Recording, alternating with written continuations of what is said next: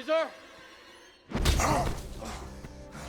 It was great sensation, obviously, knowing that the film had been so well received that the public really bought into it. I mean, it was an extraordinary time. I don't think any of us were really prepared for that, of what a success it would be. With Rise, the performance capture really allowed us to take it to another level. But the crazy thing about Rise was we really had to take a leap of faith, and Fox was very brave to do that. Andy Serkis and Weta and a lot of those guys had done the work on other movies, but not to this level, and it worked.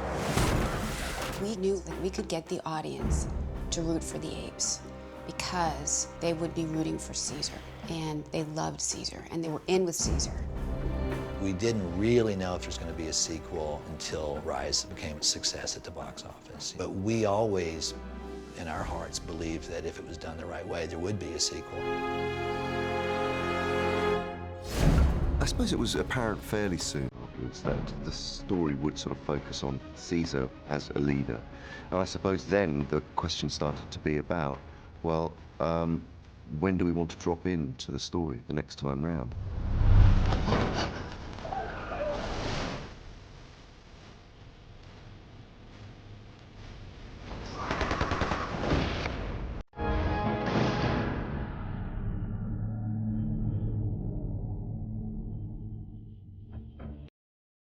When I was a kid, I was completely obsessed with Planet of the Apes. And I had a little 8mm reel, actually, of Beneath the Planet of the Apes that I used to watch over and over and over again, where all of the guys would sort of pulling off their faces saying, "I reveal my inmost self unto my God," and they're praying to the nuclear weapons. May the blessing of the Balm Almighty and the fellowship of the Holy Fallout descend on us all this day and forevermore. And I just had a very early and passionate fascination with the series. I desperately wanted to be an ape, to be honest with you. I loved that John Chambers makeup, the style in which they did it. Smile. You know, it's funny because you look back and they're great movies, but obviously the realism is different from what we can do today. It struck me as very real. I thought that it was terrifying and thrilling, and I couldn't get enough of it. I just thought that that world was so rich, and there was something about the sight of intelligent apes wearing these costumes on horses with guns. It was terrifying. But Rise was a whole new way in because it took the audience and put them in the shoes of the apes in a very profound way, I thought. And through the performance capture that Weta did, and really most powerfully and specifically through Andy Serkis' performance, you became Caesar. And I thought, wow, that's just so exciting, just to have that experience.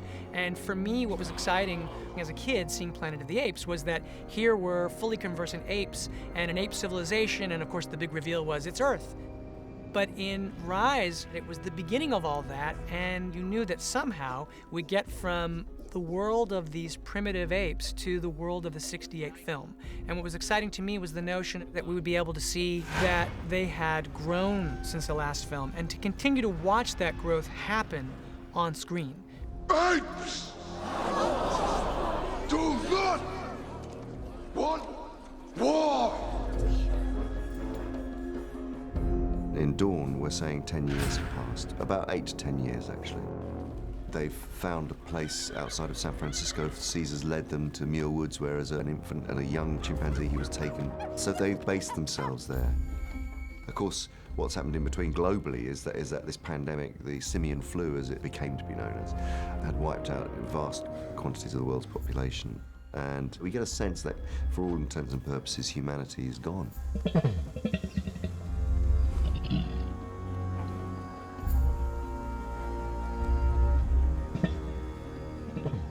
And so Caesar sets about, creating this utopia, really, for all apes.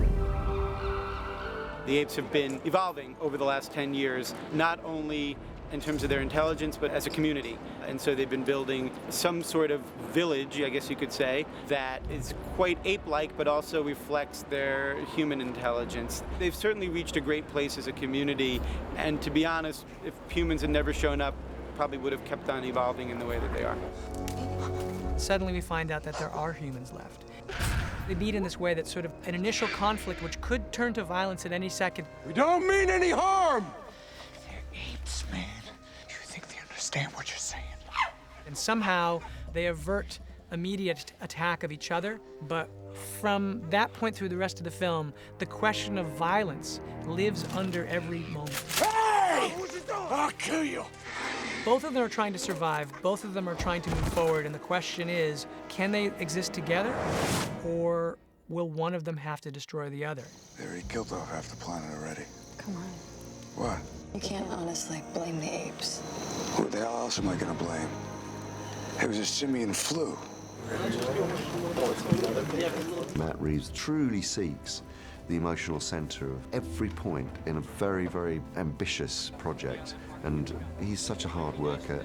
But in the big machinery of it all, in the huge behemoth production that this is, he's managed to get into the center of the drama. It's always about the reality and the emotionality of the scene. As long as it's distress and as long as it doesn't get in the way of this, not to say that we couldn't do some of that, because I think when we get this in, the idea of adding like legs and movement around it in the right place, so that as these bodies are rolling, we're seeing like, oh my God, that'll be great. I just want to make sure that we can see a little bit.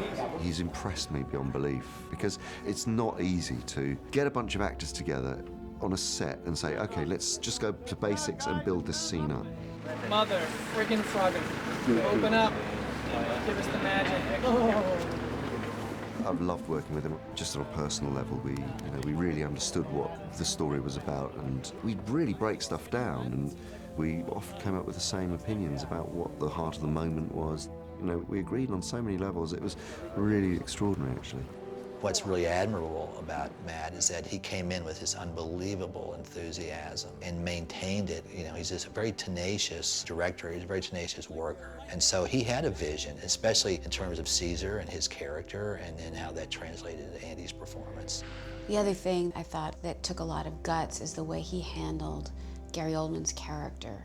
There's pressure to cut the character beats that don't lead to anything necessarily. So for example, that great character beat where Gary Oldman looks at his iPad and sees his family there. That could have easily ended up on the floor of the editing room. And it's really a testament to Matt that he kept all those moments in and built this nuanced piece from every angle. I want to go back up there. He's more than just an ape. You're not back in 3 days. We're going up there, and we're gonna kill every last one. For me, Dawn of the Planet of the Apes asks a central question, and that is, should one species be more important than another? C4, 5-pound blocks. Blast them all at once. Should we have the right on this planet to say one kind of person is better than another kind of person? They want what we want, to survive. They don't want a war. They're animals! Really what it all becomes an excuse to look at is who we are. That was what I think was so brilliant about the whole notion of Planet of Apes in the first place. It was like, who's the animal in this story? Are we the animal or are the apes the animals? And the answer is we both are. And it's about grappling with the different sides of ourselves and having to come to terms with the animal in all of us and to find a way to reconcile the parts of our nature and the struggle to do that. Who was that? The video. A good man. Like you.